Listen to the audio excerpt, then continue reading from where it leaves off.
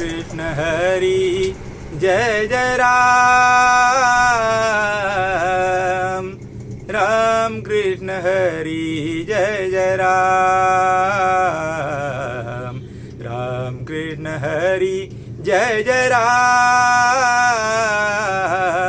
राम कृष्ण हरी जय जय राम।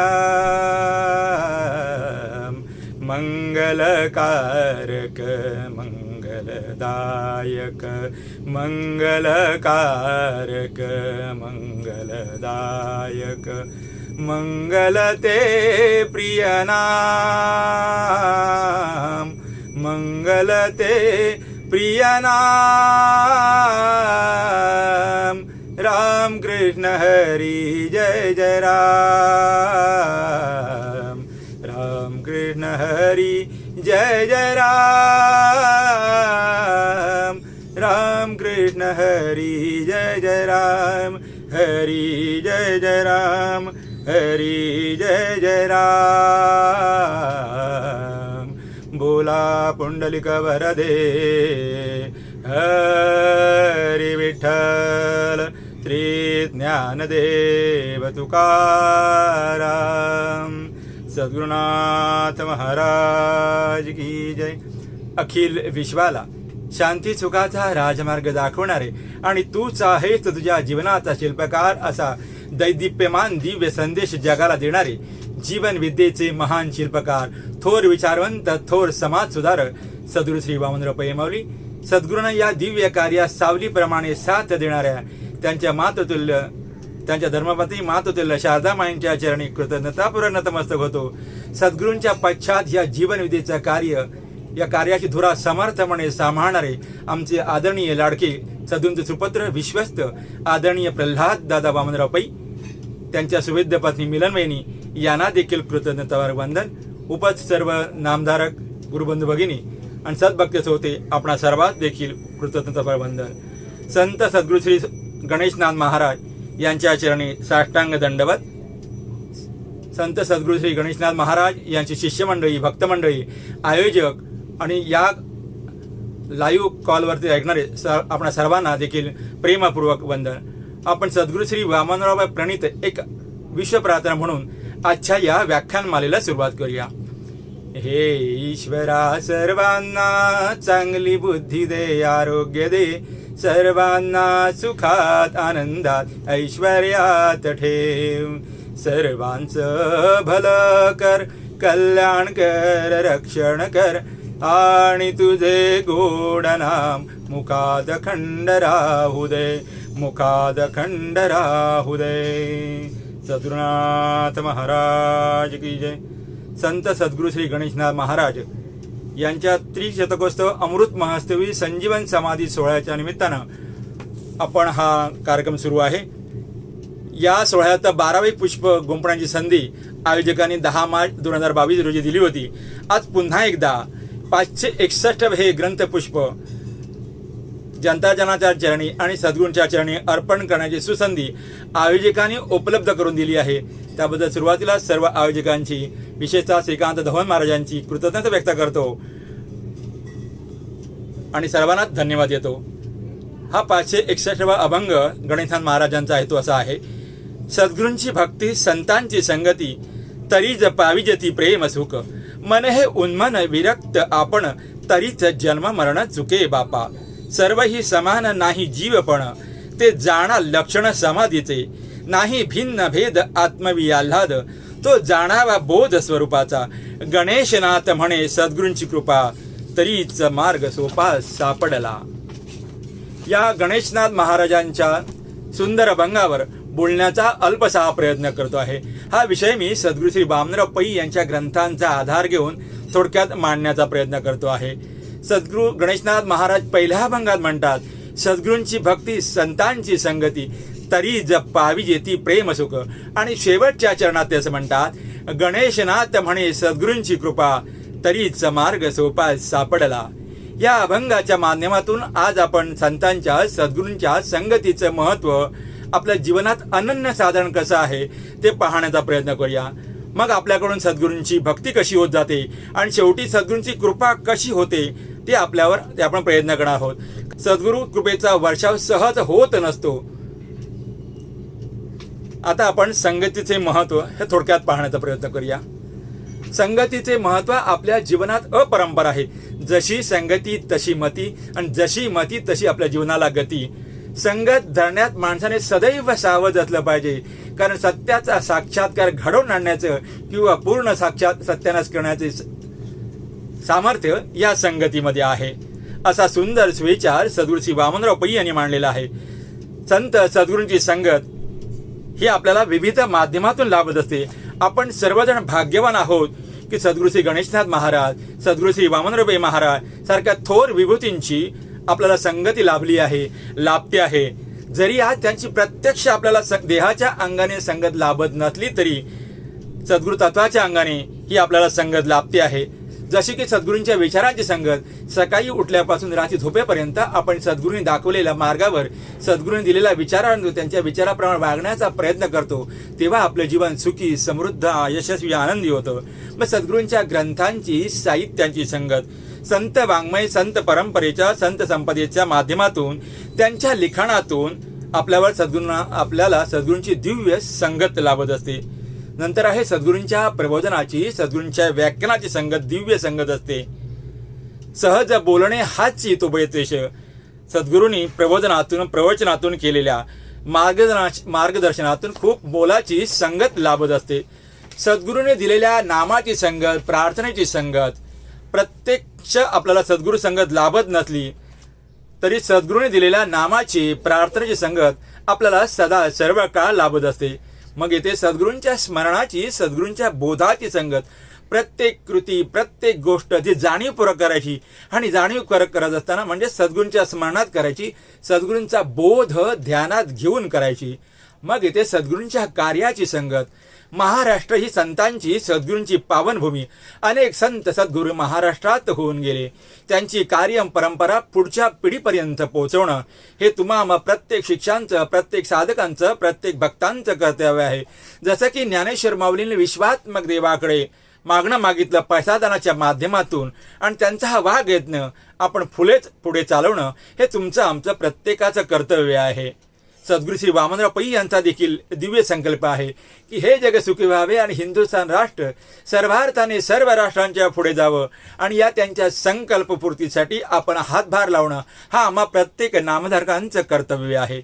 या सगळ्या दिव्य संगतीचा आधार घेतला तर आपल्या जीवनात सगळं दिव्य वाटायला येईल. माणसाचा प्रपंच, संसार सुखाचा करण्याचे सामर्थ्य संगतीत आहे, आणि परमार्थ सांग, यशस्वी चांग करण्याचे सामर्थ्य देखील या संगतीत आहे.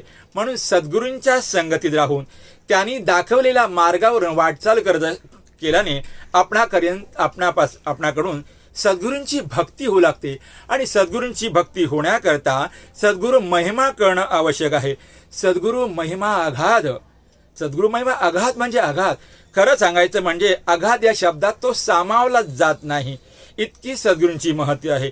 तुकाराम महाराज तर ग्रेट, कारण त्यांनी सद्गुरूंचा महिमा गायला, कारण त्यांना सद्गुरूंची महती तुम्हा आम्हापेक्षा सर्वांना जास्त होती, कारण त्यांना देहधारी सद्गुरू नव्हते. म्हणून त्यांनी केलेला सद्गुरू महिमा अघात हा अतिशय महत्त्वाचा आहे. आणि ते शेवटी म्हणतात, तुका म्हणे कैसे आंधळे जन गेले विसरवणी खऱ्या देवा. जीवनात गुरु किंवा सद्गुरू यांचे महत्त्व अपरंपार आहे. जगात ज्या अनेक कला विद्या आहेत त्या शिकवणारे ते गुरु होत, परंतु अध्यात्मविद्या हा सर्व विद्यांचा राजा आहे. अध्यात्मविद्या विद्यानाम हे सुवचन सर्वांना सुपरिचित आहेत.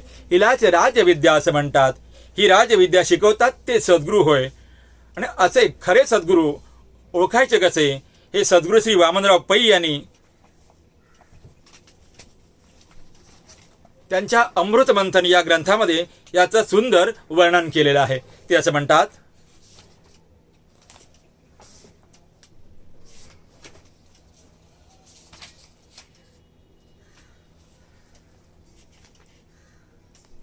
सद्गुरू ओळखण्याची कसोटी सामान्यप्रमाणे आपल्याला खालीलप्रमाणे सांगता येईल. एक म्हणजे सद्गुरू निरपेक्ष असतात. दुसरं म्हणजे सद्गुरू आत्मज्ञानी असतात. तिसरं म्हणजे साधकांचा उद्धार करण्याची तीव्र तळमळ सद्गुरूंकडे असते. चौथं म्हणजे साधकाचा उद्धार करण्यासाठी ते आपला देह चंदनासारखा शिजवतात. आणि 5वा म्हणजे साधकांना दिव्य बोध दिव्य साधना शिकवण्याचे अतुल सामर्थ्य त्यांच्याजवळ असते. परमार्थात प्रगती साधण्यासाठी सद्गुरू हाच देव असा दृढ भाव साधकांच्या ठिकाणी असणे आवश्यक आहे. म्हणून जय जय सद्गुरु देवं परमानंददातारं. जय जय सद्गुरुदेवं परमानंददातारं. जय जय सद्गुरुदेवं परमानंददातारं. जय जय सद्गुरुदेवं परमानंददातारं. जय जय सद्गुरुदेवं परमानंददातारं. परमानंददातारं. अर्थात सद्गुरू हे शाब्दे परेची निष्णात असावे लागतात. आपले सद्गुरू आपल्याला विविध साधना शिकवतात. प्रसंग विविध प्रकारे आपल्याला उपदेश करून आपल्या कल्याणाचा मार्ग दाखवितात. अशा सद्गुरूंच्या ठिकाणी देवत्वाची भावना करणे व या भावनेची जोपासना करणे सोपे जाते. आम्ही सर्वजण खूप भाग्यवान की आम्हाला शाब्दे परेच निष्णात असे सद्गुरू श्री वामनराव पै यांच्या रूपाने सद्गुरू लाभले आणि त्यांनी आम्हाला त्यांचं शिष्यत्व बहाल केलं, आम्हाला शिष्य करून घेतलं. म्हणून स्वरूपानंदांच्या काव्यातील एक गीत असं आठवतं, कृपावंत भला सद्गुरू लाभला. कृपावंत भला सद्गुरू लाभला. अंगीकार केला तेणे माझा. अंगीकार केला तेणे माझा. कृपावंत भला सद्गुरू लाभला. कृपावंत भला सद्गुरू लाभला. सद्गुरू लाभला. सद्गुरू लाभला. असा सद्गुरूंचा महिमा गाज असताना सद्गुरूंच्या अपेक्षेत आपण नवविधा भक्ती काय ते जाणून घेऊया. ही नवविधा भक्ती म्हणजे 9 प्रकार भक्तीचे आहेत. पहिलं म्हणजे श्रवण भक्ती, दुसरं म्हणजे स्मरण भक्ती, तिसरं म्हणजे कीर्तन भक्ती, चौथं म्हणजे वंदन भक्ती, 5वं म्हणजे अर्चन भक्ती, 6 म्हणजे दास्य भक्ती, 7वं म्हणजे सख्य भक्ती, 8वं म्हणजे पादसेवन भक्ती आणि 9वं म्हणजे आत्मनिवेदन भक्ती. परमार्थात श्रवणाला फार महत्त्वाचे स्थान आहे. श्रवणाचा महिमा ज्ञानेश्वर माऊलींनी उत्कृष्ट रीतीने वर्णन केलेलं आहे. ते ज्ञानेश्वरीत असं म्हणतात, मंत्रेची वैरी मरे तरीच वायाची का बांधावी कटारे. रोग जाय दूध साकरे तरी निंब का सेवावा. तैसा इंद्रिया दुःख न देता मनाचा मार न करिता मोक्ष असे आयता श्रवणाची माझी. म्हणून सद्गुरूंच्या मुखातून शुद्ध श्रवणाचा लाभ साक्षात देवच बोलत आहे ह्या भावनेतून घेत राहणं याला श्रवण भक्ती असे म्हणतात. 80% काम हे शुद्ध श्रवणाने होत असतं आणि श्रवण अखंड सुरू असलं पाहिजे. सद्गुरू श्रवणातून सद्गुरू मुखातून श्रवण झाल्यानंतर त्याने केलेला बोध आणि त्याने दिलेला उपदेश याचं चिंतन करता करता करता सद्गुरूंच्या देवत्वाच्या भावनेने आपण त्यांचं स्मरण करू लागतो आणि याला स्मरण भक्ती असे म्हणतात. बहुमोल ज्ञान, अनमोल साधना आणि सुरेख मार्गदर्शन यांचा लाभ झाल्यानंतर सद्गुरू संबंधी प्रेम आणि कृतज्ञता सद्गुरूंच्या ठिकाणी आपल्या ठिकाणी निर्माण होते आणि आपण सद्गुरूंचं गुणगान करू लागतो. नवे सद्गुरूंचं गुणगान केल्याशिवाय आपण स्वस्थ बसूच शकत नाही. सद्गुरूंची महती आपण इतरांना सांगितल्याशिवाय आपल्याला हे सद्गुरू तत्व स्वस्थ बसूच देत नाही आणि याला म्हणतात कीर्तन भक्ती. अत्यंत नम्र होऊन सद्गुरूंना शरण जाणे आवश्यक असते. मंदिरात जाताना जसं आपण जोडे म्हणजे आपल्या चपला मंदिराच्या बाहेर काढून ठेवतो तसं अहंकार आणि अभिमान हे दूर ठेवून आपण सद्गुरूंच्या जवळ जायला पाहिजे आणि याला म्हणतात वंदन भक्ती असे म्हणतात. अर्चन करणे म्हणजे खऱ्या अर्थाने सद्गुरूंना अर्पण करणे.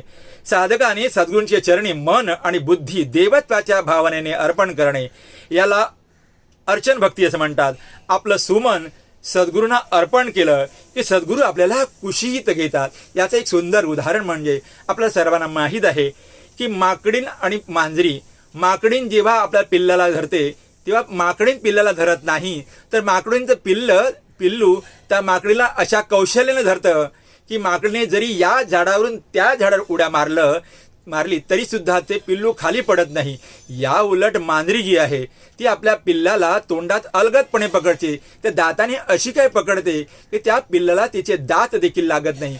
तसं तुम्हा आम्हा सर्वांना सद्गुरूंनी असं अलगद आपल्या कुशीत धरून ठेवलेलं आहे आणि आपण असं सतत सद्गुरूंच्या कुशीत राहण्यासाठी सद्गुरूंनी दिलेल्या विविध मार्गांचा मार्ग केला पाहिजे. मग आपल्याला सद्गुरू आपल्या कायम आपल्या चरणात जवळ ठेवतात. इतका सद्गुरूंचा महिमा समजला की आपण सद्गुरूंचे दास होतो म्हणजे सद्गुरू हाच देव, सद्गुरूंचं बोलणं हाच वेद, त्यांचा लागावा वेद, नंतर त्यांचे लागावं वेड लागल्याशिवाय काही होत नाही. वेडात मराठे वीर दौडले सात, असं जे आपल्या इतिहासात म्हणतात. कारण वेड लावल्याशिवाय काही होत नाही. शहाणे लोक असले असते ते विचार करत बसले असते की बाबा सैन्यात शत्रूंचं सैन्य खूप मोठं आहे, आपला कसा निभाव लागणार, आपण कसा जिंकणार, असा विचार करत बसले असते तर ते त्या सद्गुरूच्या गोटात शिरलेच नसते. आणि म्हणून वेड लागावं लागतं. ज्याला बाटलीची आस तो बाटलीचा दास, ज्याला बाईची आस तो बाईचा दास, ज्याला लक्ष्मीची आस तो लक्ष्मीचा दास, ज्याला देवाची आस तो देवाचा आस. त्याचप्रमाणे ज्या साधकाला सद्गुरूंची आस असते म्हणजे सद्गुरूंवरती तो नितांत प्रेम करतो, तो खऱ्या अर्थाने सद्गुरूंचा दास होय. सद्गुरूंचे दासत्व हळूहळू स्वीकारायला लागतो, अत्यंत आदराने आपुलकीने. साधक सद्गुरूंची देवत्वाच्या भावनेने जवळीक साधायला लागतो. याला सख्य भक्ती असे म्हणतात. या भक्तीमध्ये या हृदयीचे त्या हृदयी होतात. इथे काही न मागता सुद्धा आपल्याला सद्गुरू देत असतात.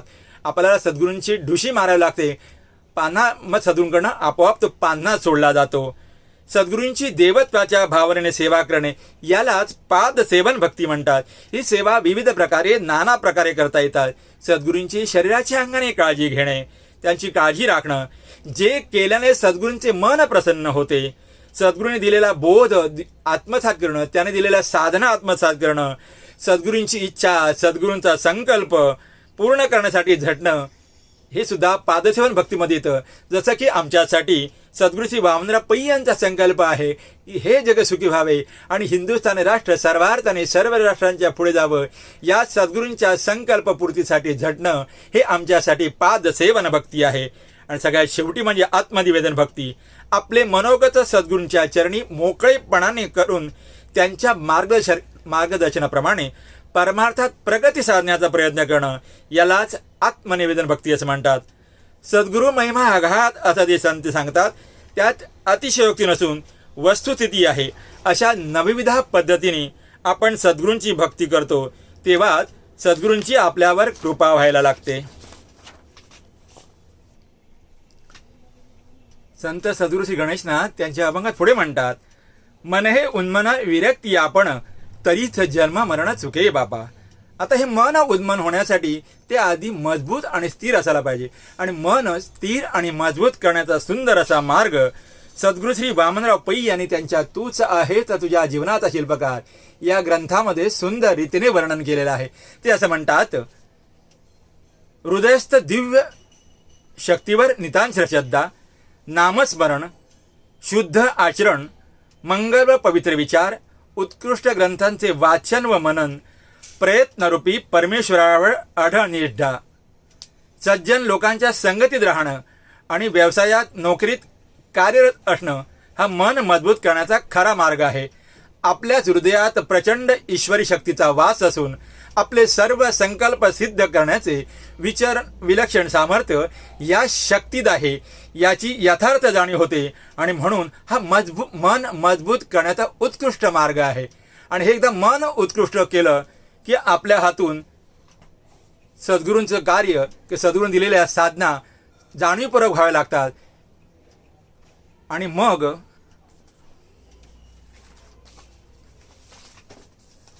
हे एकदा सगळं नीट झालं की आपल्यावर सद्गुरूंची कृपा व्हायला लागते.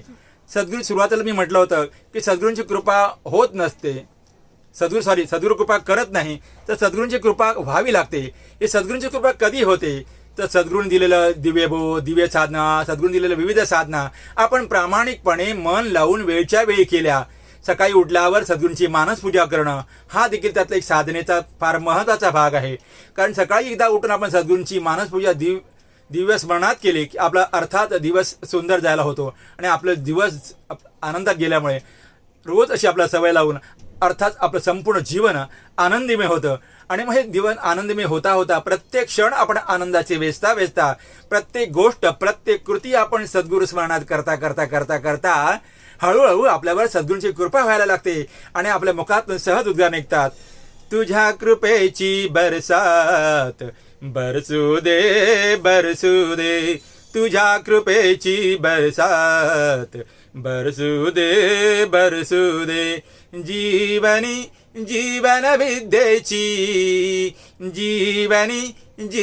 विद्येची साथ लाभू दे. तुझ्या कृपेची बरसात बरसू दे तुझ्या कृपेची बरसात बरसू दे.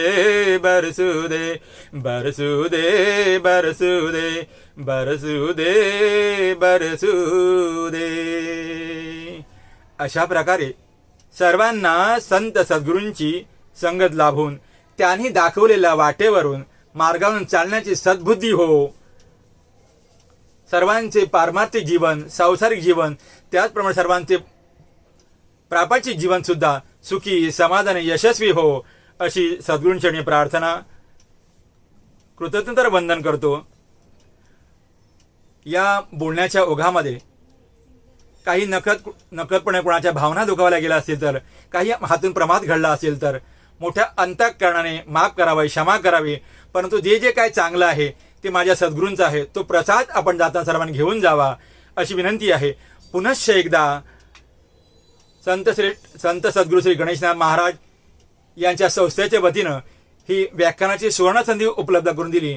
त्या समस्त आयोजकांचे, विशेषतः आमच्या श्रीकांत धवन महाराजांची मनापासून कृतज्ञता व्यक्त करतो आणि सर्वच आयोजकांना, सर्व सद्भक्त श्रोत्यांना खूप खूप धन्यवाद देतो. सर्वांचं जीवन सुखी, समाधानी, यशस्वी, आनंदी हो अशी सद्गुरुनाथांच्या चरणी प्रार्थना करून इथंच थांबतो. जय सद्गुरू, जय जीवनविद्या. रामकृष्ण हरी. विठ्ठल विठ्ठल.